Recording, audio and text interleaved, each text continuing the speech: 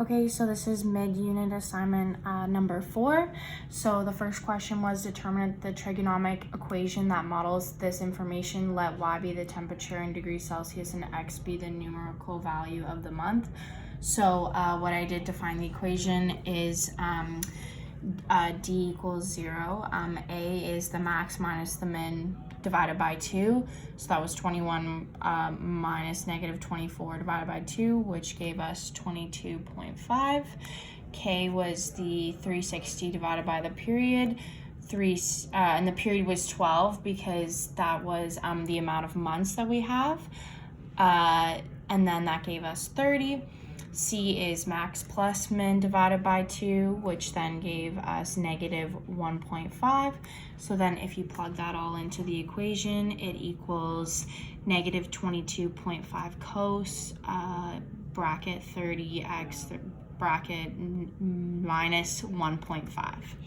So then for question 2, it was a Ferris wheel has a diameter of 10 meters and takes 24 seconds to make one revolution. The lowest point of the wheel is 1 meter above the ground.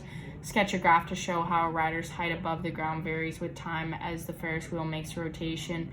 Assume the person starts the ride at the lowest point on the wheel. So this was the sketch that I made to model the information. And then question B was write a trigonometric equation that describes the graph.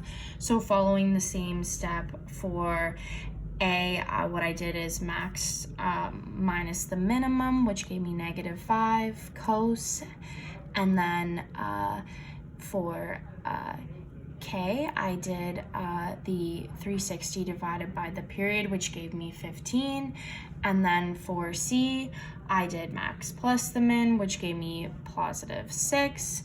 So then for question C, I have, it is check the accuracy of your equation by using t equals 12 seconds. Explain why this provides a check of the accuracy of the equation. What are the two more values that would provide a good check? So what I did was I took the equation and plugged in 12, and the answer I got was 11. And this is a good check because 12 is half of the period, and the answer that we got was 11, which is the maximum. So what this means is the rider should be at the maximum 11 halfway through the period. So that's why that this proves that this equation is right.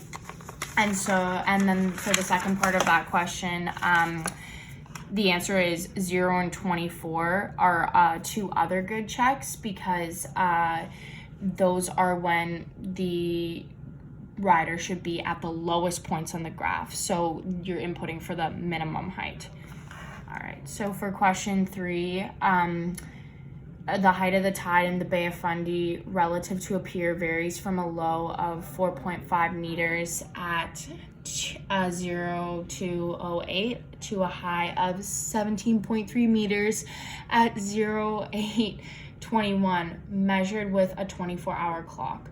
Assume that the height of the tide can be modeled as a cosine function of the time of day t, and then determine the equation in the form of the cosine function. So I did the steps of max minus min, so 17.3 minus 4.5 divided by 2, A to find A, which equals 6.4 meters.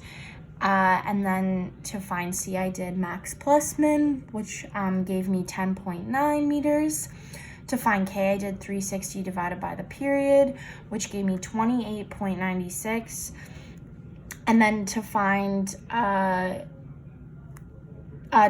D, what I did is I looked at the information and looked at the cosine function. I did a rough sketch and see how it was shifted. And so then putting it all together on the equation, it's negative 6.4 cos 20.96 t minus 2.13 plus 10.9.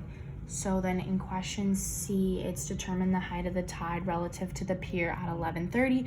Give your answer to the nearest 0.1 meter. So H at 11.5, so the height at this time is taking the whole equation and then plugging in 11.5, and the answer that you get is approximately 10.7 meters. So, which means when the height is, when the time is 11.5, the height will be 10.7 meters. Question D is, a boat needs a depth of at least 12 meters to dock at the pier. Use a graphical approach to determine when the boat is able to dock and when it must leave.